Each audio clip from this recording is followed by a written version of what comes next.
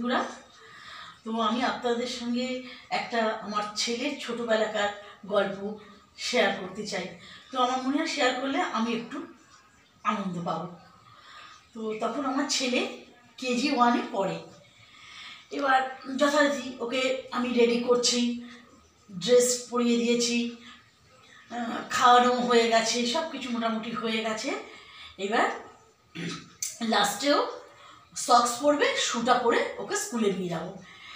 তা যখন ওকে আমি মোজাটা পরাই তখন আমি ভুল করে ফেলেছিলাম। হ্যাঁ বন্ধুরা, তার আগে আমি দুটো কথা বলে নিই। আমাকে আমার মা বেশ অনেকটা বয়স পর্যন্ত বেশ কেয়ার করতেন। উনি আমাকে মোজা পরিয়ে দিতেন, ড্রেস আপ করিয়ে দিতেন, সবই করতেন।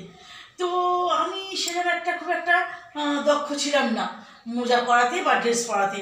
তা যাই হোক, মা হয়েছি তো করতেই হবে। তো আমি ওকে পরাতে গেছি।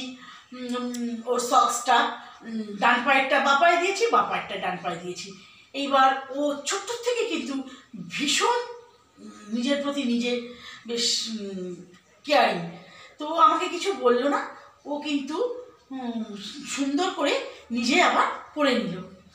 এর পরের দিন যেই আমি পড়াতে গেছি বলল, না মা তোমাকে পড়াতে হবে না, আমি পড়ে নিচ্ছি। তো দেখুন বন্ধুরা, এখনকার বাচ্চারা কতটা অ্যাডভান্স। তো আমার দেখে ভীষণ ভালো লাগলো।